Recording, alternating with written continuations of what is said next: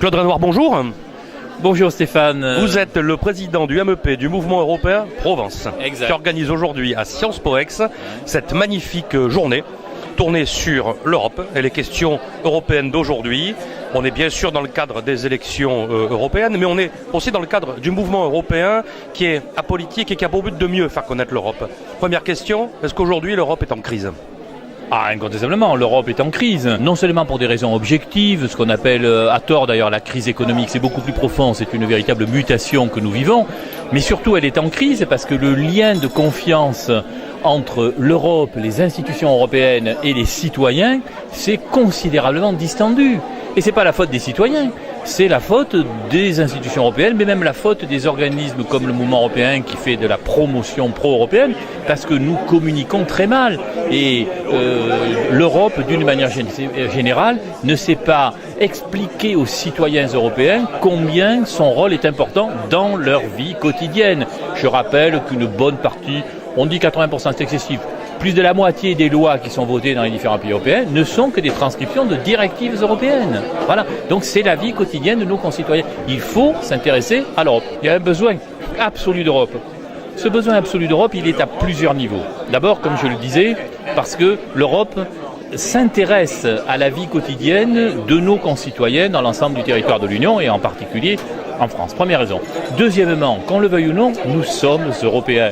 Nous avons un passé commun, une culture commune, une civilisation commune. Et tu faisais allusion au reste du monde.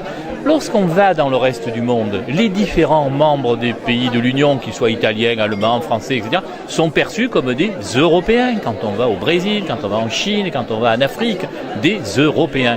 Donc, il y a un besoin d'Europe, un besoin d'une Europe puissante, mais puissante dans tous les domaines. Sans tomber dans l'impérialisme et le colonialisme de jadis d'ailleurs, mais une Europe puissante sur le plan non seulement commercial, ce qu'elle est la première puissance commerciale au monde, mais également sur le plan intellectuel, sur le plan de la recherche, sur le plan de l'éducation, qui est la mère de tout ce qui se passe par la suite. Voilà l'apport de l'Europe à l'ensemble de l'humanité. Je continue à être confiant et optimiste sur l'avenir à long terme de l'Europe.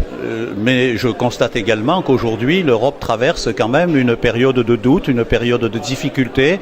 Et je compte beaucoup sur ceux qui ont la responsabilité de cette Europe pour donner un nouvel élan et pour comprendre que les délégations de souveraineté sont absolument indispensables. Il nous faut véritablement une voix, un visage, un patron au niveau européen qui puisse montrer le chemin, qui puisse élaborer un projet susceptible d'être suivi par nos concitoyennes et concitoyens et qui fasse en sorte que l'Europe n'apparaisse pas aujourd'hui comme une simple coopérative, si je puis dire, mais comme véritablement une future puissance. Un peu plus de fédéralisme ? Absolument, je suis absolument certain qu'aujourd'hui, ça passe par le fédéralisme, la délégation de souveraineté. Je crois que plus nous serons européens, plus nous serons souverains. Dans un monde comme celui que nous vivons aujourd'hui, avec la mondialisation, vous savez, l'Europe a déjà eu deux grands succès à mon avis. D'abord, le défi de la paix.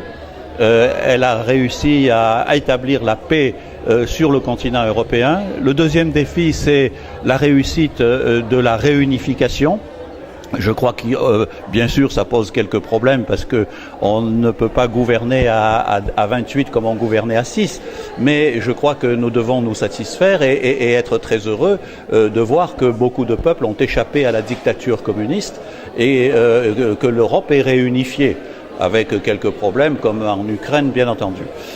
Et puis, il y a maintenant le troisième grand défi de l'Europe, qui est celui de la mondialisation. Et la Méditerranée. Et la mondialisation, c'est évidemment un problème très majeur. Ou bien demain, nous ne serons plus que des participants marginaux aux affaires du monde, ou bien véritablement nous serons encore des acteurs et non pas des spectateurs dans les affaires du monde. Et nous participerons, d'abord nous défendrons nos intérêts, nous défendrons nos valeurs, et puis nous participerons à l'organisation de la planète, alors que si nous n'arrivons pas à faire l'Europe, ce n'est pas la France seule, ce n'est pas l'Allemagne seule qui pourra intervenir dans les affaires du monde. Songez qu'en 2050, aucun État de l'Union européenne représentera 1% de la population mondiale.